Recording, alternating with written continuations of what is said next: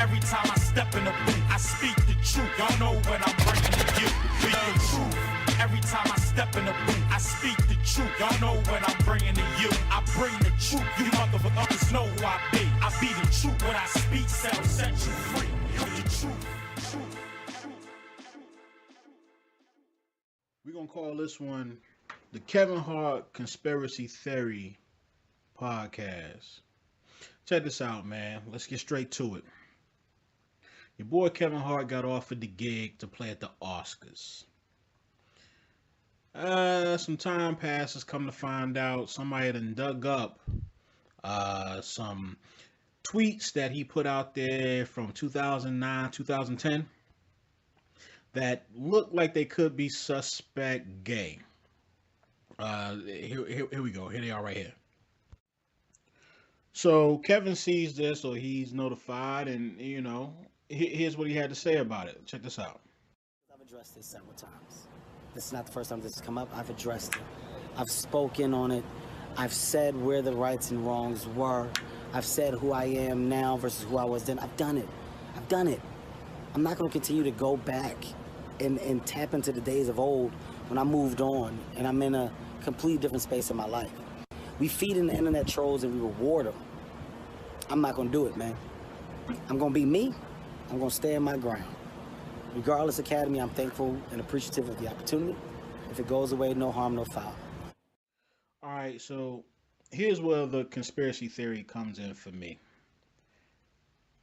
How in the world do these tweets keep coming back up 5, 10 years after the person said it? I honestly believe that in the video he says we can't give these trolls this power, right? But I don't think it's a troll. I think they got a mole, right? And by a mole, I mean I think that Twitter has somebody or a team of people that monitor accounts like Kevin Hart's. You know what I'm saying? Any celebrity or somebody with a whole lot of power or a whole lot of followers, I believe they actually have people who say, okay, Kevin Hart, every time this dude makes a post, they got somebody that's going to screenshot it as soon as it comes up. And then they say, okay, we're going to file this under gay. We're going to file this under Me Too. We're going to file this under LGBT, right? And then they keep a record of that. So when a dude like Kevin Hart, his stature, the dude been grinding, my man, you know what I'm saying? Little Kev the bastard, right? My OG, right? So for him to go from doing these weird shows, you know what I'm saying, back in the day, the tough crowd days, you know what I'm saying, and coming all the way up, you know what I'm saying, rocking with Patrice, rocking with Colin, rocking with all them OGs in comedy, he finally in a place where like he can write his own ticket, he can do his own thing.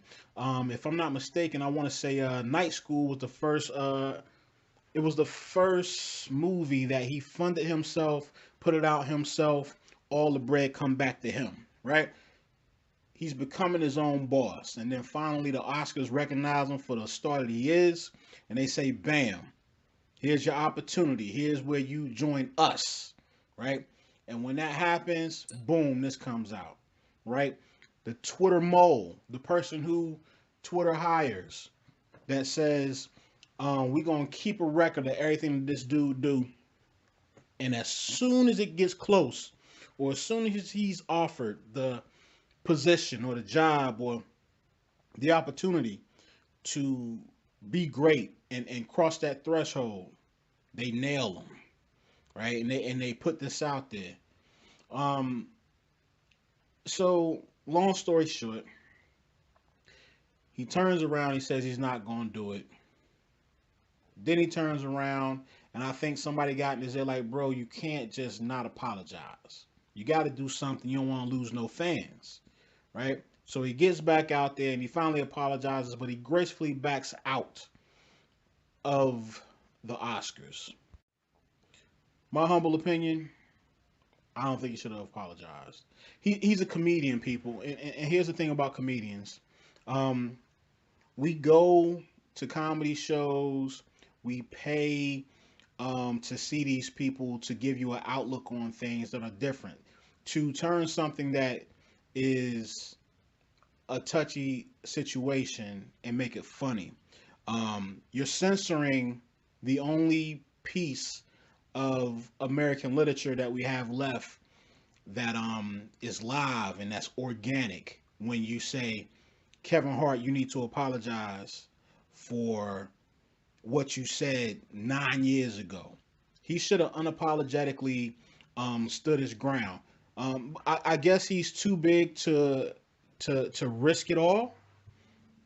But with that being said, I also have to say, any fans, any true fans, any fans that are going to patronize Kevin Hart, that are going to support him, if he was going to lose those fans, he would have lost them when he put those posts out.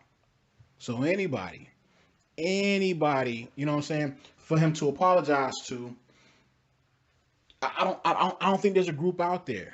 You know what I'm saying? And everybody's saying, "Oh man, you gotta apologize to make sure that you don't lose that crowd."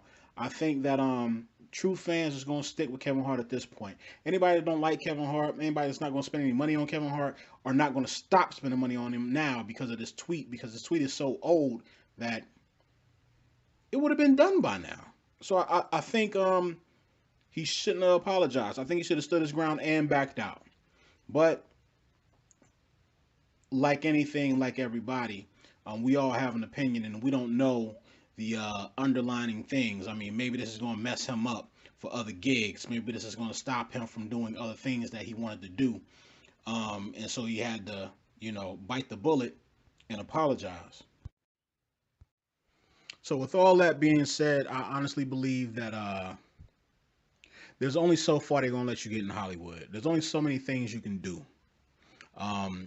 They want him to make as much money as he can as long as he doesn't violate or cross the line.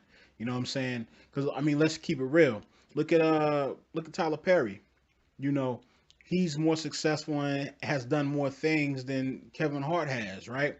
But they haven't asked him to do the Oscars because Hollywood is okay with Tyler Perry keeping the dress on, with making movies that perpetuate, black stereotypes. As long as he keeps doing that, they don't mind that he can sit over in Atlanta. He can make his bread. He can make $1 billion, $2 billion, $5 billion.